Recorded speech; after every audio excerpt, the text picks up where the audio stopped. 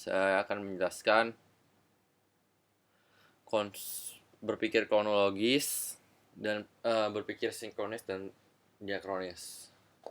Dalam ilmu sejarah ada dua konsep berpikir. Dalam melihat suatu peristiwa sejarah, yaitu konsep atau pola berpikir sinkronis dan diakronis. Disebut juga konsep berpikir kronologis. Jadi ini ya cara berpikirnya. Jadi saya akan menjelaskan semuanya.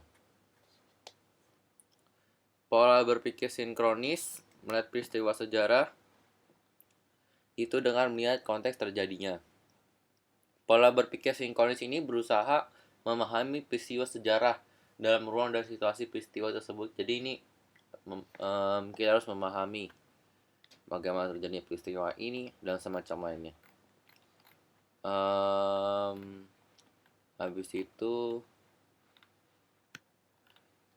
dalam melihat peristiwa sejarah secara sinkronis kita harus melihat peristiwa apa saja yang terjadi pada waktu yang berdekatan dengan peristiwa tersebut. Kajiannya dengan pola pikir sinkronis akan bersifat sistematis, lebih serius dan mendalam. Jadi ini benar-benar detail, harus lebih tahu. Contohnya, kalau saya ada dua contoh sebenarnya. Jadi contoh yang pertama itu kalau secara di sederhana itu kita harus tahu kita mau ngapain, harus jam berapa, tepat waktu, atau yang lain lah. Kayak misalnya orang orang makannya jam berapa, habis itu tinggal di mana. Jadi itu kalau misalnya di kehidupan sehari-hari kita mau menanyakan bagaimana lebih detail.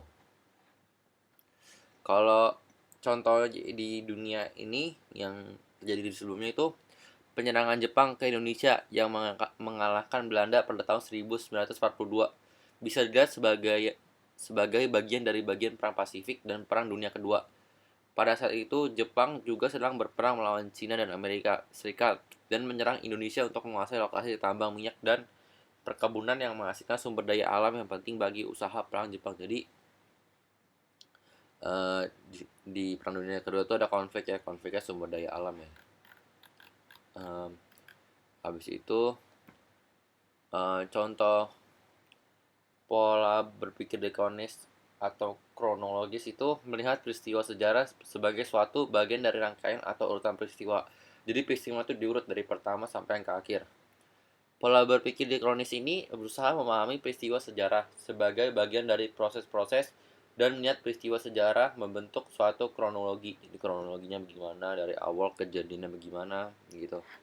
Contohnya kemerdekaan Indonesia terjadi setelah menyerahnya Jepang kepada Sekutu pada 15 Agustus 1945.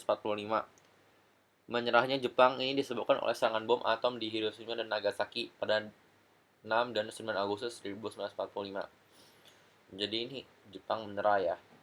Jadi waktu itu kalau nggak salah setelah ini Indonesia bangkit dari kemerdekaannya. Uh, Oke, sekian aja dari yang saya jelaskan dari hal tersebut. Terima kasih.